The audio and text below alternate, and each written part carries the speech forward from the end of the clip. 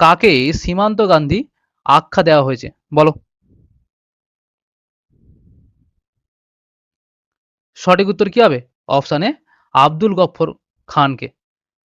উত্তর পশ্চিম সীমান্ত প্রদেশের অহিংসপ্রতি অহিংসপ্রতি যে নেতা আব্দুল গফফর খাঁ, তার পরিচালনায় যে সত্যাগ্রহ প্রবল আকার ধারণ করে, তার নেতৃত্বে সীমান্ত প্রদেশে গ্রামে গ্রামে লাল কুর্তা সংগঠন পাঠানদের মধ্যে জাতীয়তার বাণী কিন্তু তিনি প্রচার করেছিলেন। এবং উত্তর পশ্চিম সীমান্ত প্রদেশে আদর্শ অহিংসভাবে সত্যাগ্রহ পরিচালনার আখ্যা দেওয়া হয়েছিল। এবার দেখো বিভিন্ন ব্যক্তি, বিখ্যাত ব্যক্তি এবং তাদের উপাধি। বাসুদেব বলবন্ত, কি উপাধি? দ্বিতীয় শিবাজী। বাসুদেব বলবন্ত ফাড়কে। কেশবচন্দ্র সেন, ব্রহ্মানন্দ। সরোজিনী নাইডু হচ্ছে কি? প্রাচ্যের বুলবুল। বল্লভভাই প্যাটেল, লৌহ মানব। বাল গঙ্গাধর তিলক, তিনি কি? লোকমান্য নামে পরিচিত। গান্ধীজি, বাপুজি।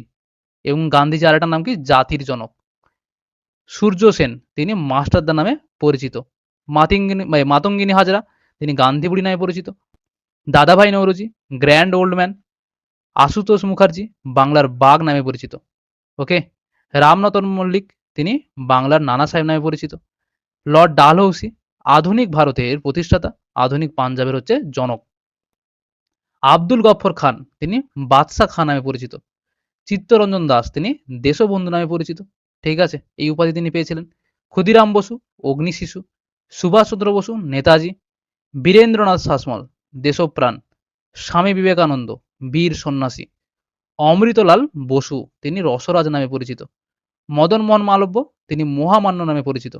প্রফুল্লচন্দ্র সেন, তিনি কাকাবাবু নামে পরিচিত।